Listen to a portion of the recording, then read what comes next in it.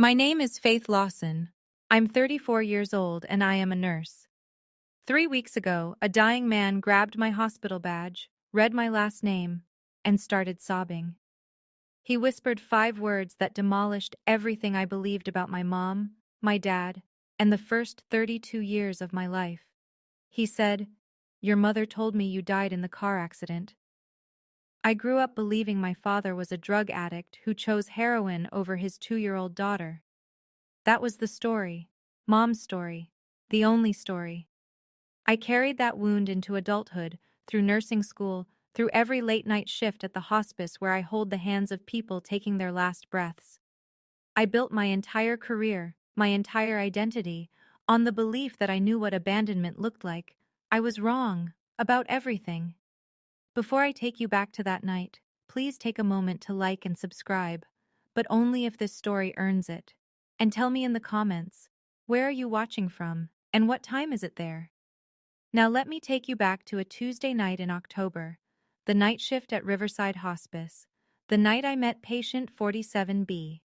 I live alone in a one-bedroom apartment in Columbus, Ohio. Second floor, thin walls, a window that faces the parking lot of a Walgreens.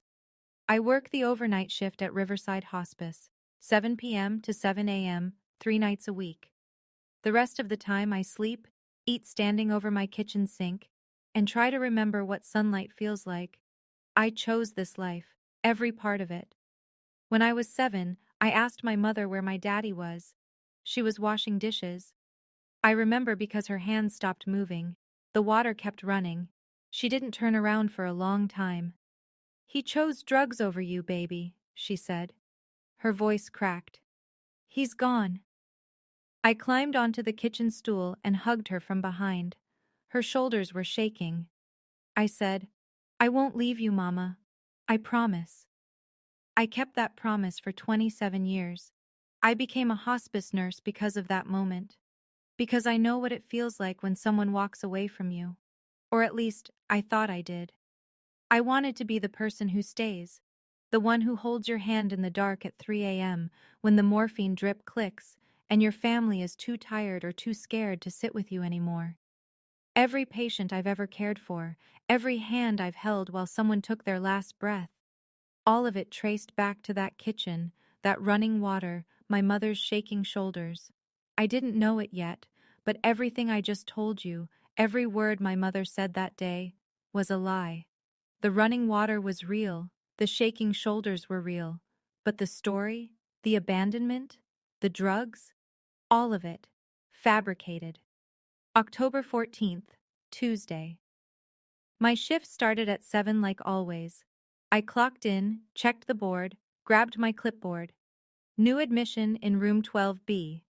Robert Lawson, 55, pancreatic cancer, stage 4. Transferred from a hospital in Wheeling, West Virginia. A friend's son who lived in Columbus had arranged the move so he could be closer during the final stretch. I didn't think anything of it. We get transfers all the time. I walked down the hall. The fluorescent lights hummed that flat, tired hum they always do after midnight. Room 12B was at the end of the corridor, past the supply closet that always smells like hand sanitizer and grief. I knocked twice, pushed the door open. He was thin, jaundiced, that deep yellow that tells you the liver is losing. His cheeks were hollow, his arms bruised from IV lines, but his eyes were open, alert, watching me. "Good evening, Mr. Lawson," I said. "I'm Faith, your night nurse. I'm going to check your vitals and make sure you're comfortable." He nodded. Polite. Quiet. I wrapped the blood pressure cuff around his arm and noticed his hands. Thick calluses across the palms, scarred knuckles, the kind of hands that have spent decades gripping tools. A carpenter's hands. A builder's hands. I leaned across him to adjust the IV line. My badge swung forward on its lanyard, and I felt his fingers close around it. Firm, sudden, stronger than a man that's sick should be. I looked down. He was staring at my badge. His lips were moving, but no sound came out. Then his eyes filled with tears. His hand was shaking. My badge was shaking with it. And then this dying man, this stranger, looked at me and started to cry. "Lawson," he whispered. Your name is Lawson. I stepped back, gently pulled my badge from his grip. Sir, it's okay. You're safe. Can you tell me what's wrong? He couldn't stop staring at me. His eyes moved across my face like he was reading something written there, something I couldn't see. How old are you? His voice was raw, barely above a breath. 34. He closed his eyes, his jaw clenched. A tear slid down the side of his face and disappeared into the pillow. I looked for you for 32 years. The heart monitor beeped steady behind him. The IV drip clicked. I stood perfectly still. Sir, I think you might be confused. The medication can sometimes... Your mother. He opened his eyes. Connie Mitchell. My blood stopped. Connie Mitchell. My mother's maiden name. The name she dropped the day she married Gerald Pemberton. The name I'd only ever seen on my own birth certificate, shoved in a drawer I never opened. A dying stranger in Columbus, Ohio, just said my mother's maiden name. She told me you died in the car accident, he said. When you were 2, she told me you were dead. That's not... My voice wasn't working right. Sir, my father was a drug addict who abandoned us. He died years ago. Robert Lawson looked at me with something I'd never seen in a patient's eyes before. It wasn't confusion. It wasn't delirium. It was recognition. I've never touched a drug in my life, he said, and I spent every penny I had trying to find you. His hand reached for mine. I didn't pull away. I'm your father, Faith. I never stopped looking. My training told me he was delirious. My gut told me something else entirely.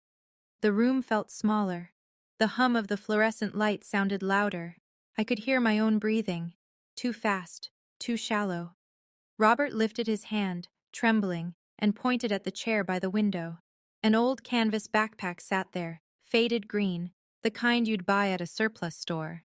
It was the only personal item he'd brought. Open it, he said, the folder inside. My hands moved before my brain caught up. I unzipped the bag and pulled out a manila folder, thick and soft at the edges from years of handling. The paper had that warm, aged feel, like something that's been opened and closed 1,000 times.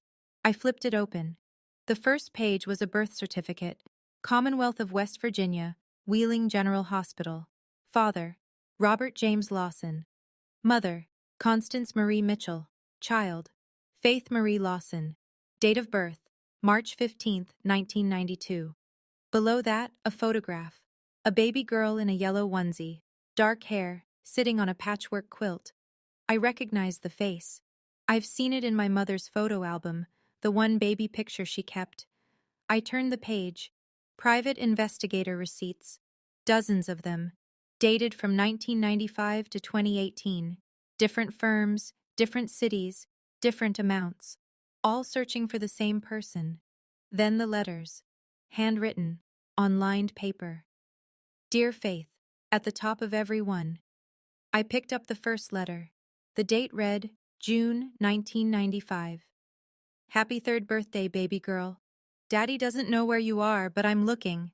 I made you a birdhouse today. It's sitting on the porch in case you come home. My hands were shaking so badly the paper rattled. I stood in that hospice room at 2 a.m., holding proof that my entire life was built on a fabrication. And the man who supposedly abandoned me had spent 32 years writing letters to a daughter he was told was dead. I made it to the hallway before my knees buckled. I sat on the cold linoleum floor, back against the wall, the manila folder in my lap. The fluorescent light above me flickered once. Somewhere down the hall, a patient's call button chimed, and another nurse's footsteps answered it. I called Donna. It was 3 in the morning. She picked up on the second ring.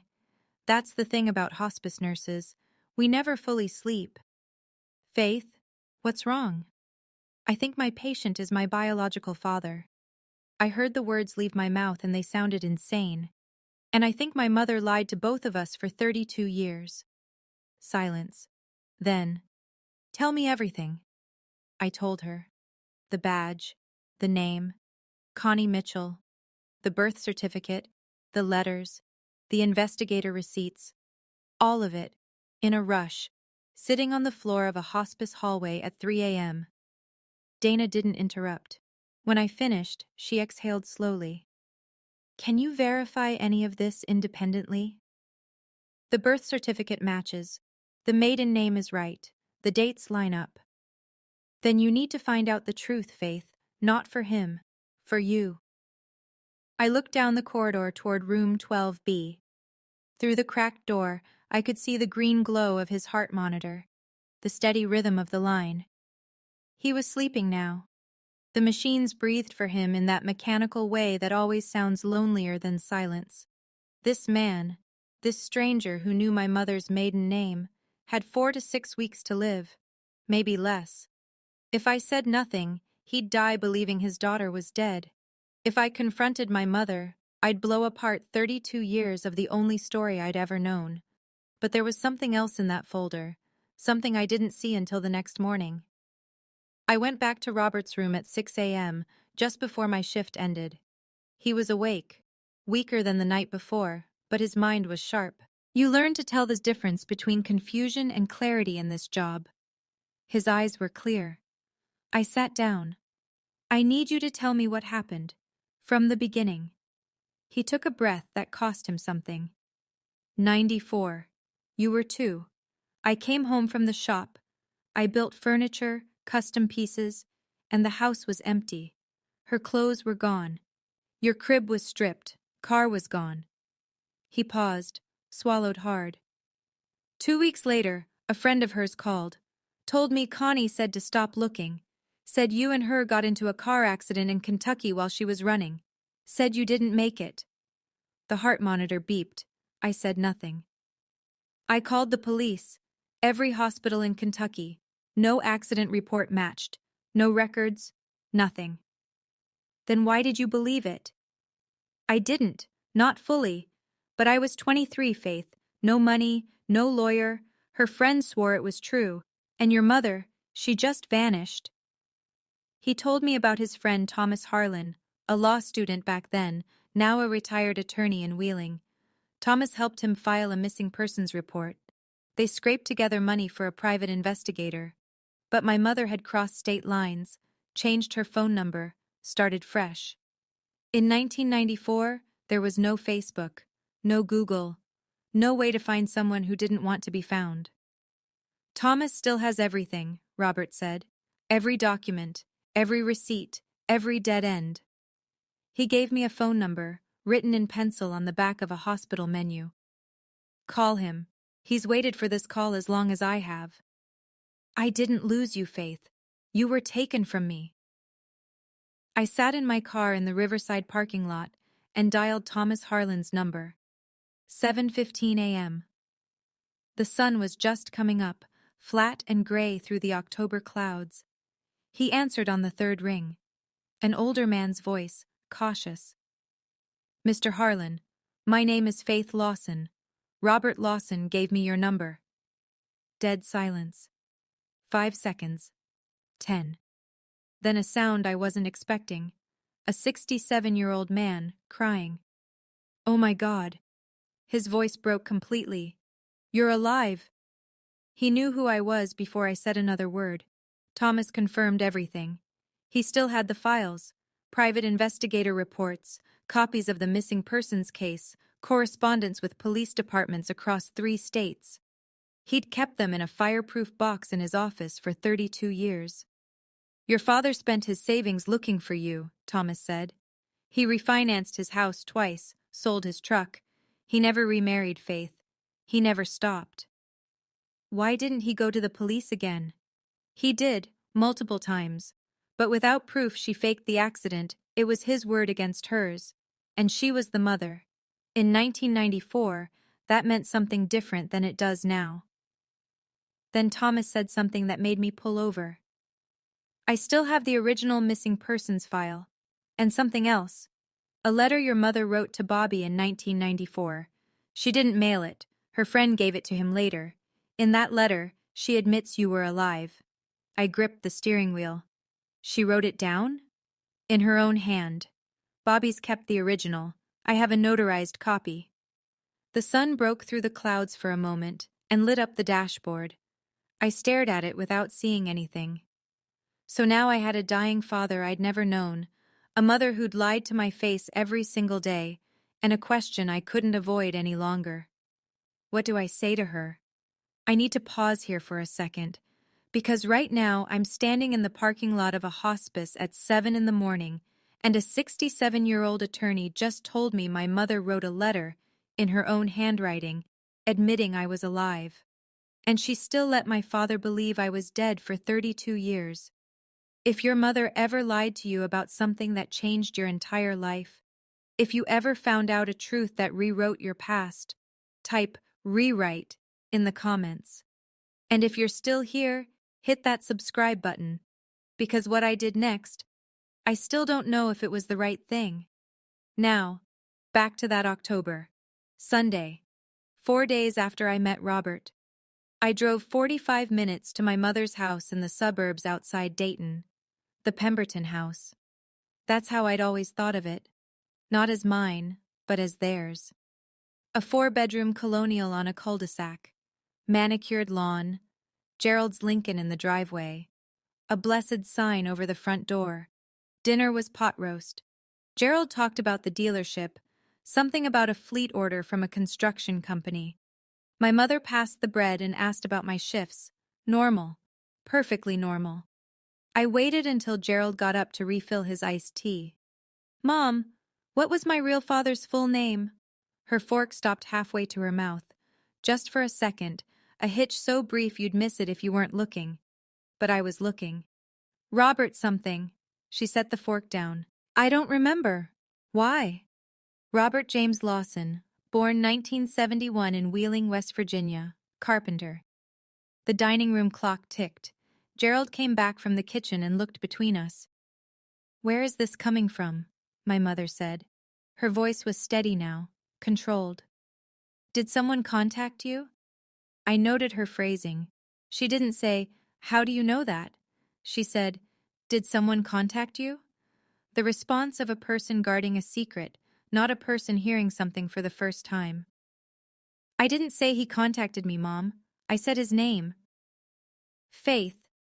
She folded her napkin. Precise, deliberate folds. That man nearly destroyed us. I protected you from him. I'm not doing this at the dinner table. Gerald set his glass down. Connie, what's going on? Nothing. She stood up and started clearing plates. Faith is bringing up ancient history. It's nothing. But her hands were shaking. The plates rattled when she stacked them. She ran the faucet hard. Water hit the steel sink like static. I followed her into the kitchen. Gerald stayed at the table, confused, a fork full of pot roast frozen in midair. Mom, he's in my hospice. She didn't turn around. Her shoulders went rigid under her blouse. He's dying, pancreatic cancer, and he has documents. Now she turned, slowly, and I watched something shift behind her eyes, a gear clicking into place. Her face softened, her lip trembled. She pressed a hand to her chest. How can you do this to me? She said. Her voice quivered. After everything I did for you? I worked 2 jobs. I kept you safe from that man. I gave you a life. Gerald appeared in the kitchen doorway. Faith, you're upsetting your mother. Whatever this is, it can wait.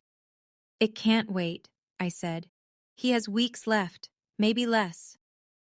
Documents? My mother's voice changed. The trembling stopped, colder now, sharper. What documents? A birth certificate, letters, private investigator receipts from the last 30 years. She stared at me. The faucet was still running. Water pooled against a stack of dirty plates. He's a liar and a con man, she said. He always was. Connie. Gerald stepped closer. What's going on? Nothing is going on. She spun toward him. Faith is being manipulated by a dying stranger who wants attention. That's what addicts do. I watched her. The tears were gone. The trembling was gone. She'd cycled through 3 emotions in 45 seconds. Grief, fragility, rage. like someone flipping through a deck of cards, looking for the one that works. She didn't deny it. She didn't say, "That's impossible." She said he's a liar, and that told me everything. I grabbed my jacket and headed for the front door. My mother was right behind me. She caught the car door before I could close it. The porch light threw her shadow long across the driveway. Gerald was still inside. It was just us. "Listen to me." Her voice dropped low. Not the quivering voice from the kitchen. Not the angry voice either. This was something else. Flat, measured, surgical. "That man is dying. In a few weeks he'll be gone, and this will be over. All of it. You want me to wait for him to die so the truth dies with him? I want you to think about what you're doing." She leaned closer. "If you bring this up again, if you tell anyone, I will make sure everyone knows you harassed a dying patient. I know people on that hospital board, Faith." The air went cold in my chest. "Are you threatening my career?" "I'm protecting this family, like I always have." I looked at her. Really looked.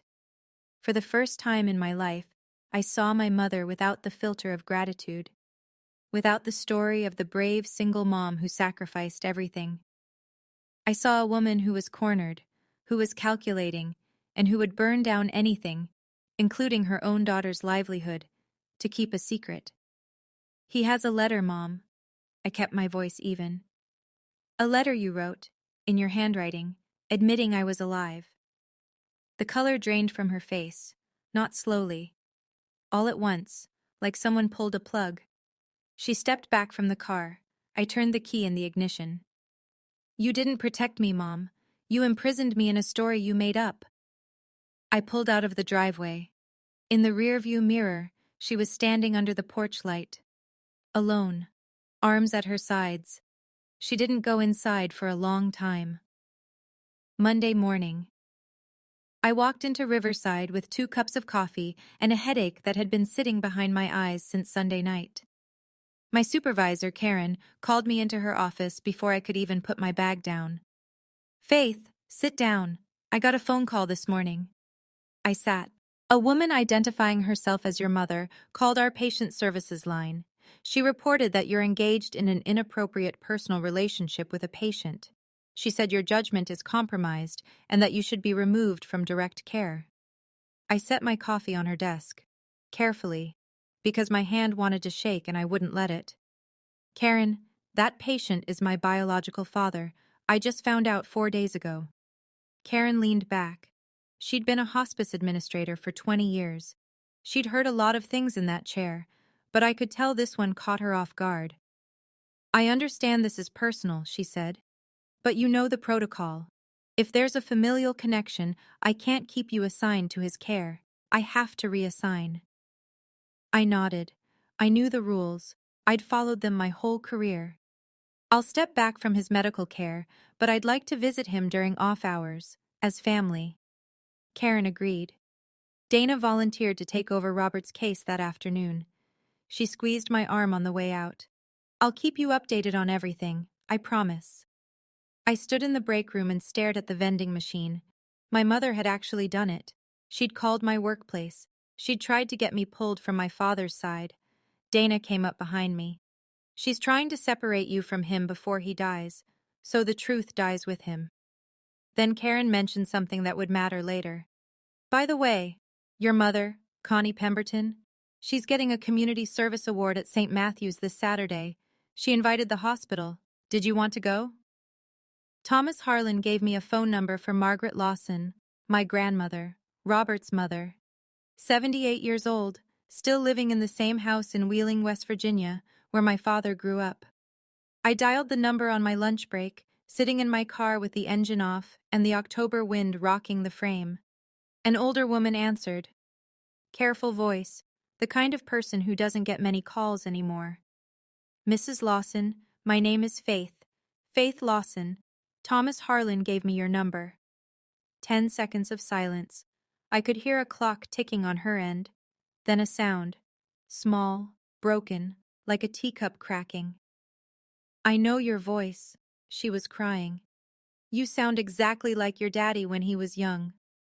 I pressed my forehead against the steering wheel. She told me things I wasn't ready to hear.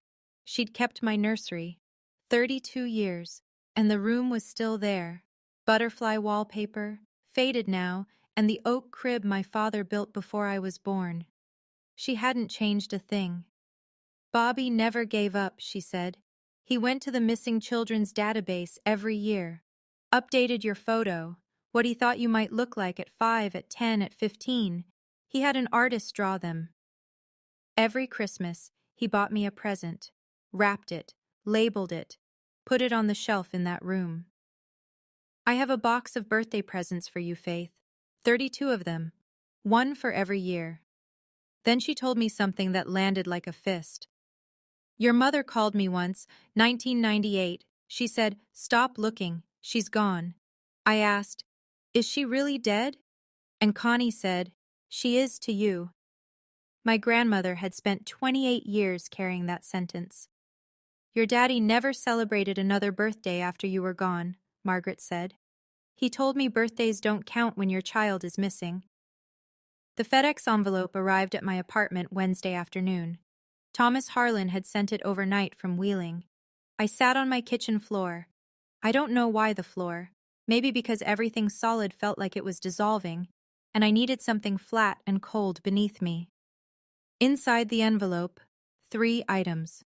The first was a letter, handwritten on notebook paper, the kind with the blue lines and the ragged edge where it was torn from the spiral. Undated, but Thomas's note said it was from early 1994, given to Robert by a friend of my mother's, who had a crisis of conscience months after delivering Connie's original message. I read it. Bobby, I'm leaving and I'm taking Faith. Don't come looking. I told everyone she died. It's easier this way. I need a clean start. She'll be better off not knowing you. I read it again and again. I held the paper up to the light. I compared the handwriting to a birthday card my mother had sent me the previous March. Happy 34th, sweetheart. Love, Mom. The looping A, the sharp downstroke on the Y, the way she crossed her T high, identical. The second item was a private investigator's report from 2003. The investigator had tracked a Connie Pemberton to Dayton, Ohio. Married to Gerald Pemberton. Daughter named Faith, enrolled in Fairview Middle School. By the time Robert scraped together money to send someone in person, my mother had moved us across town. Again. The third item was a photo. Robert, maybe 23, holding a baby girl in a yellow onesie. He was grinning so wide his eyes were almost closed. On the back, in pencil, Bobby and Faith, 4 months. I sat on my kitchen floor with that letter in my hands and read one sentence over and over. It's easier this way. Easier. She stole 32 years from my father and from me because it was easier. Thursday. Donna called me at noon. Faith, his numbers are dropping.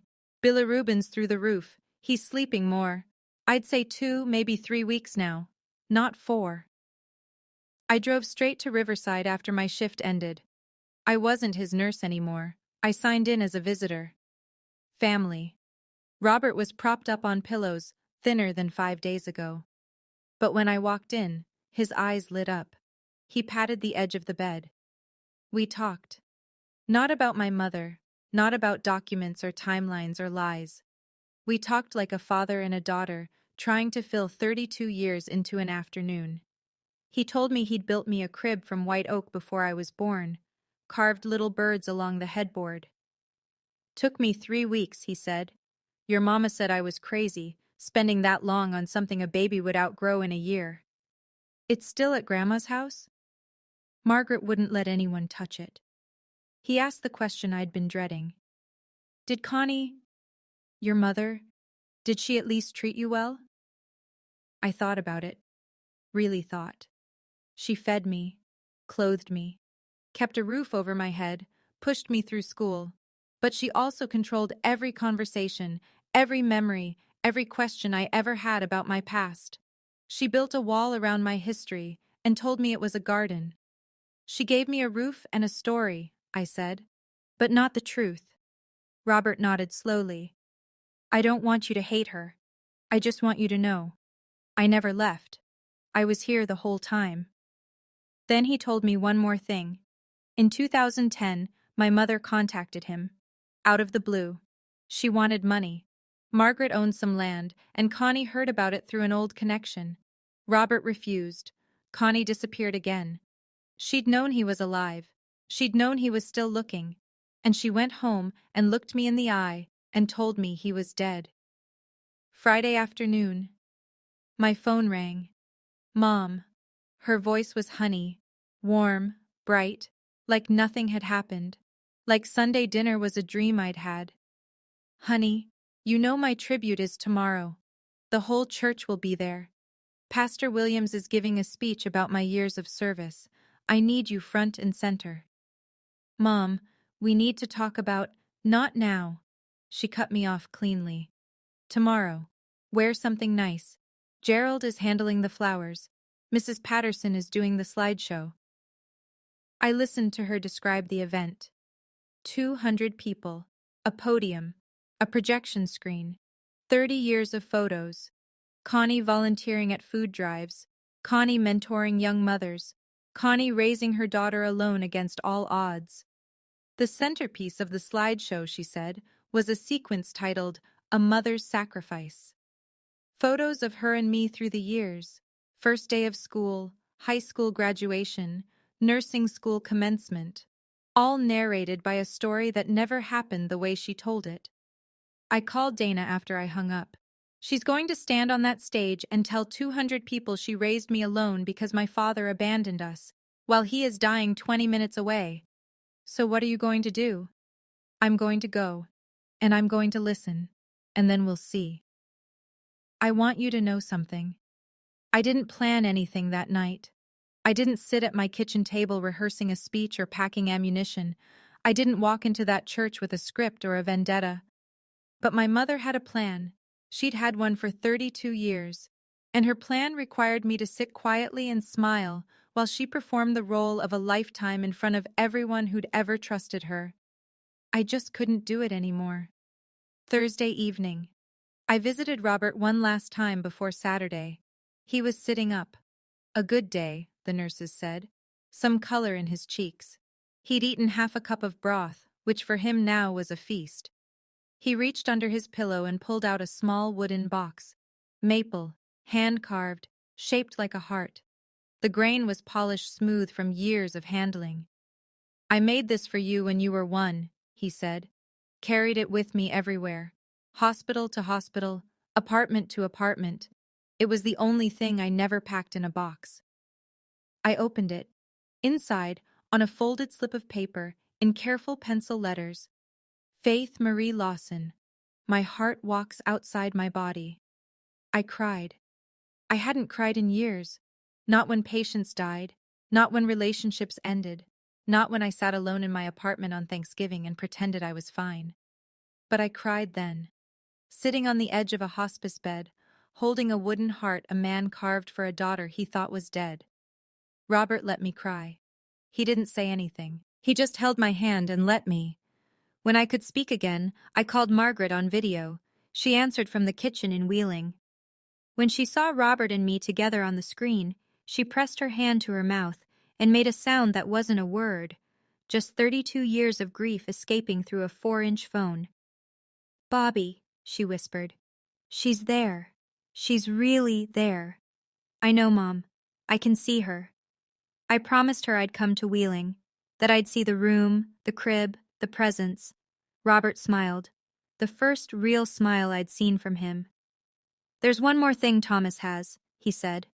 A cassette tape, your first words. I recorded them. He paused. You said dada first, by the way. Your mother was furious. Saturday morning, I stood in front of my bathroom mirror in a navy blue dress I hadn't worn since a coworker's wedding. My hair was pulled back, minimal makeup.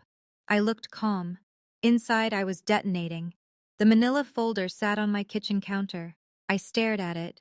Then I picked it up and slid it into my purse. I didn't decide to use it. I just couldn't leave it behind. I called Dana from the parking lot of my apartment building. I don't know what I'm going to do. "You'll know when you get there," she said. "Trust yourself." I drove 16 minutes to St. Matthew's Community Church. It was a brick building with white columns and a steeple that needed painting. The parking lot was full. Buicks, Fords, a couple of Lexuses from Gerald's dealership friends. A banner stretched between two poles near the entrance, celebrating Connie Pemberton, 30 years of faithful service. Faithful service. I sat in the car for 2 full minutes, both hands on the wheel, engine off. Then I got out. The fellowship hall was set up with rows of folding chairs, 200 at least, white tablecloths on the refreshment tables, a podium with a microphone, a projection screen showing a slideshow on loop, Connie at the food pantry, Connie with the youth group, Connie holding a plaque. I saw Gerald in the front row, pressed shirt, polished shoes, beaming. Pastor Williams stood near the podium, reviewing note cards. Mrs. Patterson fussed with the laptop connected to the projector. And there was my mother, center stage, navy dress. We matched, and the irony of that was almost too much. She was smiling the way she always smiled in public, wide, warm, unassailable. She spotted me, waved. I sat down in the third row. My folder was in my bag. My hands were steady. Pastor Williams walked to the podium. "Today," he said, "we honor a woman whose greatest achievement was raising her daughter alone, with nothing but faith and courage." The church erupted in applause. I didn't clap. My mother stepped up to the podium. The applause faded into that respectful quiet you only hear in churches and courtrooms. The slideshow started behind her. Baby photos of me. My mother holding me in a hospital gown. But I knew now that the man cropped out of the frame was Robert, not some anonymous nurse. Connie at a playground, pushing me on a swing. First day of kindergarten. "When Faith's father abandoned us," she began, "I had nothing." She paused for effect. 200 people leaned forward. No money, no family nearby, just a 2-year-old girl and a prayer. A woman in the second row dabbed her eyes with a tissue. Gerald nodded, chin high. "I worked 2 jobs, waitressing during the day, cleaning offices at night. I didn't sleep for 2 years." She laughed softly. The audience laughed with her. She turned to look at me. The slideshow landed on my nursing school graduation photo. And my daughter, my beautiful Faith. She became a hospice nurse. She takes care of the dying. Her voice cracked perfectly. Because she knows what it feels like to be left behind. I felt the blood climb my neck. My ears went hot. She was using me, my career, my pain, the entire identity I'd built on a lie she created. She was performing it for 200 witnesses like a one-woman show. "I want to thank my daughter for never giving up on me," she said, "even when her father gave up on us." She just slandered a dying man in a church. A man lying in a hospice bed 20 minutes away, holding a wooden heart he carved for a daughter he thought was dead. She looked at me and smiled, and I realized she wasn't honoring me. She was using me. One last time. Let me stop here, because I know some of you are screaming at your screen right now. I know, because I was screaming inside too. My mother was standing on a stage, in a church, calling my dying father an abandoner, while he lay in a hospice bed 20 minutes away holding a box he carved for me when I was 1. If you've ever watched someone lie about you or about someone you love in front of a crowd, type "enough" in the comments. Because what happened next, I didn't plan. But I couldn't sit there. Not one more second. Here's what happened. The applause rolled through the room like a wave. My mother stepped back from the podium, glowing. Pastor Williams moved toward the microphone. "Thank you, Connie. That was beautiful." He looked out at the audience. "Would anyone like to say a few words about our guest of honor?" Silence. The polite kind, where everyone smiles and waits for someone else to go first. I stood up. My mother's smile widened. She tilted her head, the proud mother tilt, the one she'd practiced in mirrors.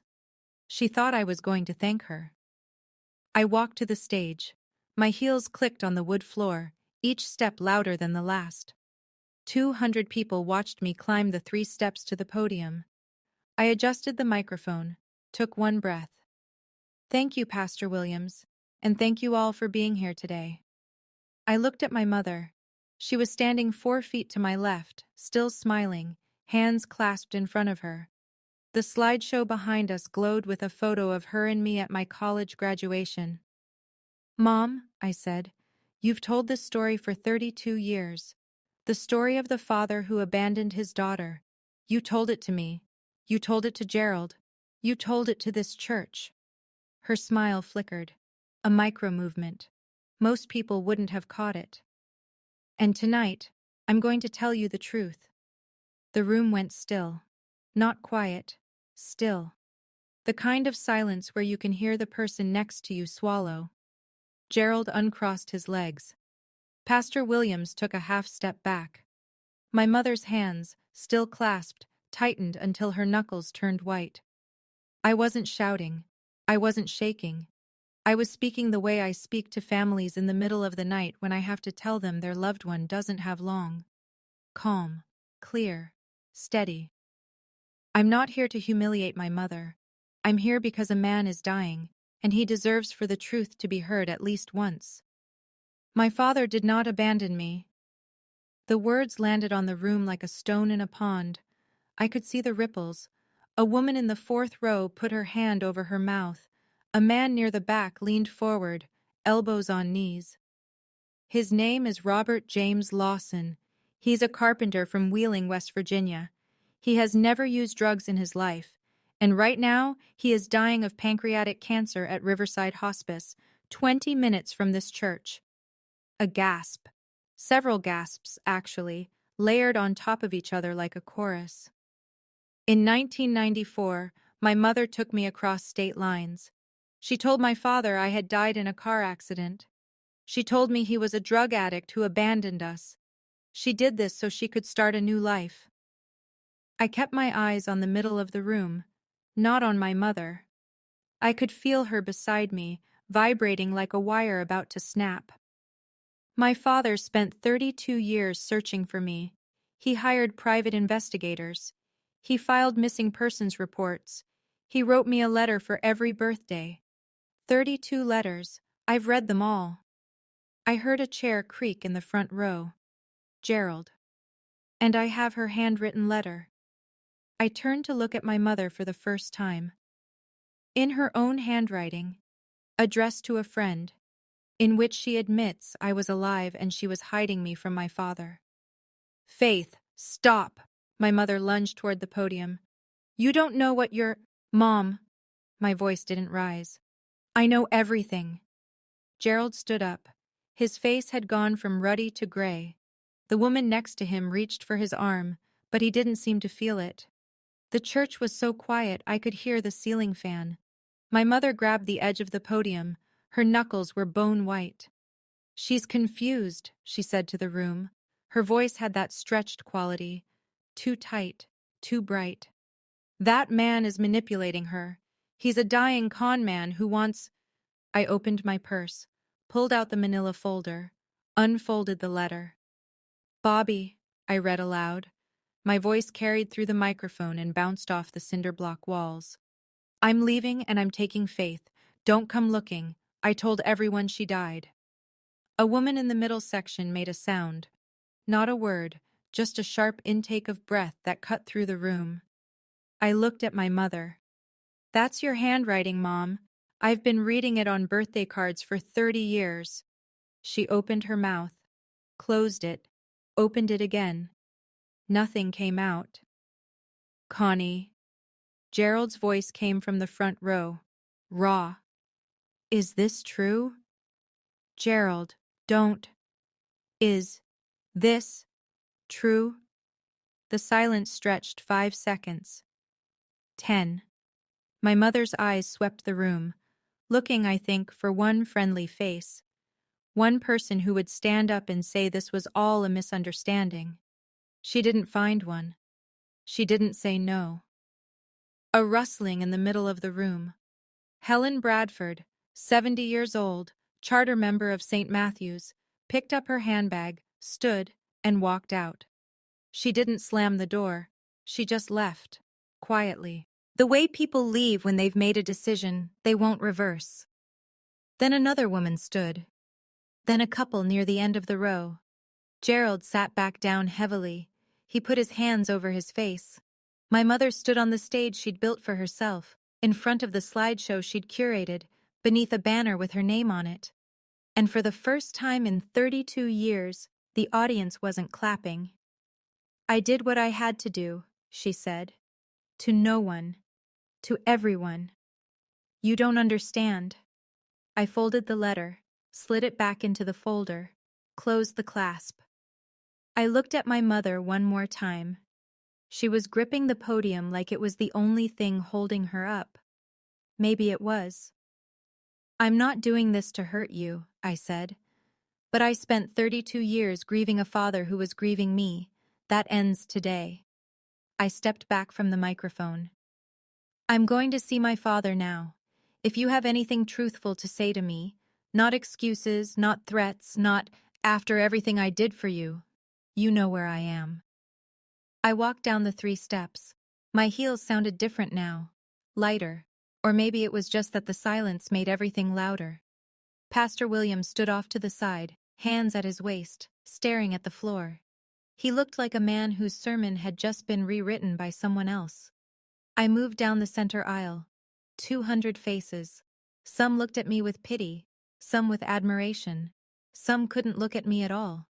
A woman I didn't recognize squeezed my arm as I passed. An older man nodded once. Near the back, a woman, gray-haired, thick glasses, caught my hand. "God bless you, honey," she whispered. I didn't stop. I didn't turn around. Behind me, I heard Gerald's voice, muffled and cracked. 30 years, Connie. 30 years you told me." I pushed open the double doors. The October air hit my face, cool and sharp, and I gulped it like water. My car, my keys, the engine turning over. "I am not your prop. I am not your story. I am Robert Lawson's daughter. And he deserves to hear that from me before he dies." I drove straight to my father. I didn't look back. I walked into room 12B at Riverside Hospice at 6:47 p.m. The sun was going down outside the window, throwing long amber light across the linoleum floor. Robert was awake. His eyes tracked me as I came through the door. He looked smaller than he had Thursday. The disease was eating him faster now. But his face, when he saw me, did something that broke and rebuilt my heart in the same second. He smiled. I sat down, took his hand. His skin was paper thin and warm. "Dad?" I'd never said that word to anyone in my life. It tasted unfamiliar. "Right. I just told 200 people the truth." His eyes filled. He didn't have the strength to cry properly. His body couldn't spare the water. But the tears came anyway, slow, tracking down the hollows of his cheeks. He squeezed my hand, weak, but deliberate. I pulled out my phone and called Margaret. She answered from Wheeling, standing in her kitchen. I could see the yellow curtains behind her. When the video connected and she saw us, her son and her granddaughter together, in the same frame, she pressed both hands to her face. "Bobby," she said through her fingers. "She's there. She's really there." "I know, Mom." His voice was a thread. "I can see her." "We found her," Margaret said. "After all this time." "You found her, Bobby." She was sobbing now. "You never stopped." I held the phone between us so they could see each other. Robert's hand found the screen and touched it. Touched his mother's face through the glass. We stayed like that. 3 people in 2 cities, connected by a 4-inch screen and 32 years of loss. I read him his own letters, the ones he'd written me, the ones I'd never received. He listened with his eyes closed and a small, tired smile. "I'm here, Dad," I said. "I'm right here, and I'm not leaving." Sunday morning. My phone buzzed at 8. Gerald. I almost didn't answer. But something in me, maybe the nurse, maybe the daughter, picked up. "Faith." His voice sounded hollowed out, like someone had scooped the inside of him clean. "I need to talk to you. Not about your mother. About me." I waited. I didn't know. A long exhale. I swear to God, Faith. She told me your father was a violent drug addict who tried to hurt you as a baby. She said she barely got out. She cried when she told me. I held her. I stared at the wall of my apartment. A crack ran from the ceiling to the window frame. I'd never noticed it before. I found out last night that she's been lying to me for 30 years. About where she came from, about who she married, about how she ended up in Dayton. He paused. About everything. Where are you? Motel off Route 35. Couldn't sleep in that house. Can't even look at the photos on the wall anymore. Everything in those frames is a prop. Gerald, this isn't your fault. I know that in my head. His voice cracked. But I raised you, Faith. I drove you to school. I taught you to change a tire. I walked you to the door on prom night and told that boy if he didn't have you home by 11, I'd sell his daddy's Chevy for parts. I almost smiled.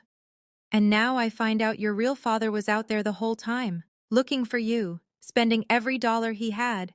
And I was just the replacement. You weren't a replacement, Gerald. You were the only father I knew. And that matters. He was quiet for a while. Then, she called a lawyer this morning. I don't know what she's planning. Neither did I. Monday afternoon. My phone buzzed while I was charting. Front desk at Riverside. Faith, there's a woman in the lobby asking to see Robert Lawson. Says she's family. I knew who it was before the receptionist finished. I walked down the corridor and pushed through the double doors. My mother stood in the waiting area in slacks and a cardigan, purse clutched against her chest. She looked like she'd aged 5 years in 2 days. Her makeup was careful, but her eyes were swollen underneath it. I want to see him, she said. Why? Because I need to explain. Explain what? I kept my voice level, clinical. That you told him his daughter was dead? He already knows why you did it, Mom. He's known for 32 years. Her jaw tightened. The softness dropped. I watched it happen.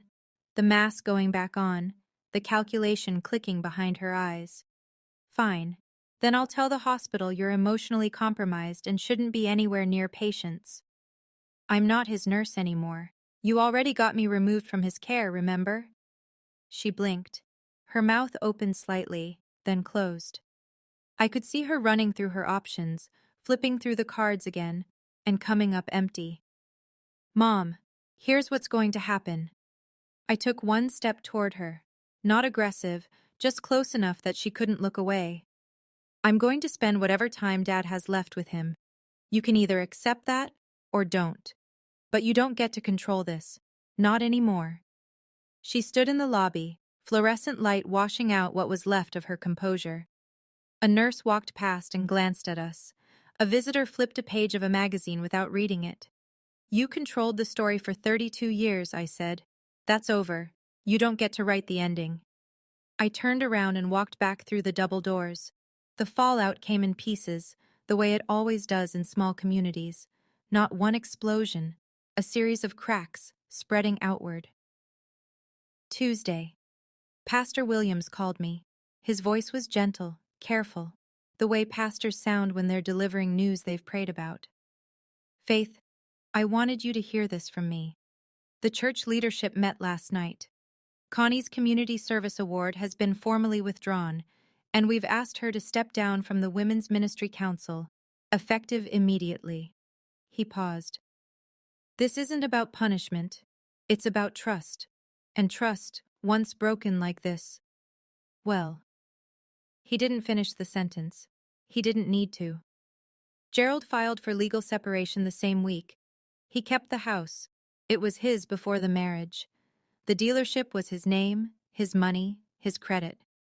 Connie moved into a one-bedroom rental off Wilmington Pike. I heard this from Gerald, not from her. The neighborhood talked. Of course it did. Dayton isn't New York. When someone falls from grace at St. Matthew's, the whole zip code hears about it by Wednesday. I didn't feel good about any of it. I want that to be clear. I didn't go home and celebrate. I didn't call anyone and say, she got what she deserved. I went home and sat in the dark and thought about the fact that my mother was alone now, and that part of it was my doing, and that the other part, the bigger part, was hers.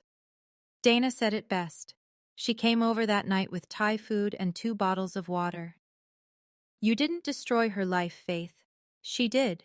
32 years ago. Then something unexpected. A woman from the church, Louise Parker, 70 years old, called me out of the blue. I need to tell you something, she said. In 2008, a man came to St. Matthew's looking for Connie Pemberton. He asked if she had a daughter named Faith. I said yes, and he started crying in the parking lot. My father had come to my mother's church, looking for me, 18 years ago, and no one knew what it meant, until now. I drove to Wheeling on a Saturday, 2 hours and change on I-70, through the hills of eastern Ohio and into the West Virginia panhandle, where the trees were putting on their last October show, red and gold burning against a gray sky. Margaret's house sat on a quiet street, white clapboard, blue roof, a porch swing that looked like it hadn't moved in years but had been wiped down recently. She was waiting at the front door. She didn't say anything. She just wrapped her arms around me and held on. Her head barely reached my shoulder. She smelled like lavender soap and coffee, and she held me like she was trying to memorize the weight of me. "Come inside," she finally said. "I have something to show you." She took my hand and led me upstairs. Second door on the left. She opened it, and I stepped into a room I'd never seen but somehow remembered. Butterfly wallpaper. Faded. The purple had gone gray. The greens had turned to sage. The oak crib Robert built sat beneath the window, the carved birds along the headboard worn smooth by 32 years of Margaret running her fingers over them. And on the shelf along the far wall, boxes, gift-wrapped, 32 of them, some in glossy paper, some in Sunday comics wrap, some in brown paper bags with hand-drawn ribbons, each one labeled in Robert's careful pencil: Faith, age 3. Faith, age 7. Faith, age 16. I opened the first one. A cloth doll with yellow yarn hair, age 10. A beginner's science kit, still in plastic. Age 16. A leather-bound journal. Age 21. A necklace with a small gold letter F. Each one had a card. "Happy birthday, Faith. Love, Dad." I sat on the floor of that nursery, holding the cloth doll meant for a 3-year-old, and I cried until Margaret sat down beside me and put her arm around my shoulders and said nothing. Because there was nothing to say. 32 presents I never opened. 32 years I never got back. But I was here now. And that had to be enough. 2 weeks after the tribute, Robert had a rally. Hospice nurses know about rallies. They come near the end. A sudden burst of clarity, of energy, like the body gathering everything it has left for one final surge. Some families mistake it for recovery. We know better. He was sitting up when I walked in. Not propped, sitting on his own. His eyes were clear, his voice stronger than it had been in days. "Bring me that box," he said, pointing to the wooden heart on the bedside table. I handed it to him. He turned it over in his hands, ran his thumb along the grain. "I made this from a piece of maple that fell in my mom's backyard," he said. "The day you were born, I sat on the porch and carved it. Took me 4 hours. Your mama was asleep in the hospital. I just sat there carving, thinking, I'm somebody's father now." Margaret had driven up from Wheeling. She sat in the recliner by the window, her coat still on, her purse in her lap. She watched her son the way mothers watch their children, with a love so heavy it bends the light. "You look so much like my mom when she was young," Robert said to me. "I heard that," Margaret said. He grinned, then he got quiet. He held my hand with both of his. "I need you to promise me something. Anything. Don't carry this anger forever. What your mother did was wrong, deeply wrong. But anger is heavy, Faith, and you've carried enough." "I'll try, Dad." And take care of Mom. She's stubborn as a mule, but she's got a good heart. I heard that too, Bobby. We laughed. All three of us. It was the first time and the last time we would laugh together. I got to hold my daughter's hand one more time, he said. That's all I ever wanted. 4 days later. 3:47 a.m. My phone lit up on the nightstand. Dana. Faith, you should come. I didn't ask questions. I pulled on jeans and a sweatshirt, grabbed my keys, and drove through empty streets with every light green, as though the city was clearing a path. Riverside was quiet the way it only gets between 3 and 5 in the morning.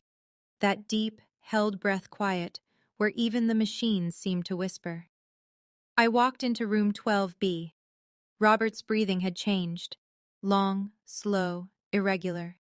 The spaces between breaths stretched wider each time. 10 seconds, 15, 20. I'd heard this pattern hundreds of times with other patients. I knew exactly what it meant. I sat down, took his hand. His fingers were cool. I pressed them between both of mine. It's okay, Dad, I said. I'm here. You can go. I don't know if he heard me. I want to believe he did. His eyelids moved. Not open, just a flutter, like someone dreaming. His hand tightened around mine. Once. Light, but unmistakable.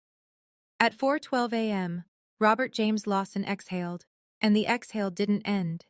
It just softened and softened until it became silence. The heart monitor flatlined. Dana came in, pressed 2 fingers to his wrist, looked at the clock, and wrote the time. I sat with him. 20 minutes. Maybe more. I didn't count. I held his hand and looked at the wooden heart on the bedside table and the slip of paper inside it. Faith Marie Lawson. My heart walks outside my body. Then I picked up my phone and called Wheeling. Is he? Margaret's voice was already broken. He's gone, Grandma. He was peaceful, and he wasn't alone. She sobbed once, hard. Then, he wasn't alone. Thank God, Faith. He wasn't alone. I had 19 days with my father. It should have been a lifetime. But those 19 days were enough to know. I was always loved. We buried Robert James Lawson in Wheeling on a Wednesday. The church was small.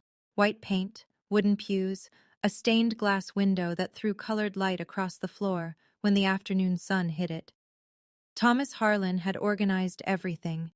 About 60 people came, neighbors, former clients who remembered the cabinets and bookshelves Robert had built for their homes, a few men from the hardware store where he'd bought lumber for 30 years. I sat in the front pew with Margaret. She wore a black dress and held my hand the entire service. Her grip was stronger than I expected. Thomas spoke first. He told the room about Robert's craftsmanship, the joints he cut so precise you couldn't fit a hair between them. He talked about the kind of neighbor Robert was, the one who showed up with a chainsaw after a storm, the one who fixed your porch railing and wouldn't take money for it. Then he talked about me. Bobby Lawson spent 32 years looking for his daughter, Thomas said. Some of you thought he was holding on to false hope. Some of you told him to let go. He never did. And 3 weeks before he died, Faith walked into his hospital room. That is not a coincidence. That is a father's love refusing to quit. I stood when Thomas finished. I hadn't prepared remarks. I didn't need to. I only had 19 days with my father, but in those 19 days, he taught me more about love than I learned in 32 years of lies. After the service, they came to me one by one. Bobby talked about you every day. He always believed you were alive. We thought he was crazy. He showed us your baby picture every Christmas, every single one. Thomas handed me a cardboard box. Inside, the complete file, the original letter, and a cassette tape. I played it in Margaret's kitchen that night. A baby's voice laughing. Then, "Da-da, da-da up!" Margaret and I listened to it 3 times, 1 month after the funeral. I met my mother at a coffee shop on Main Street in Dayton. Neutral territory. Not her house, not the church, not Riverside. She looked different. Thinner. Her hair was flat, unstyled. the first time I'd seen her in public without it done. Gerald had filed for divorce. The church had gone quiet. The phone had stopped ringing. She sat across from me with a cup she didn't touch.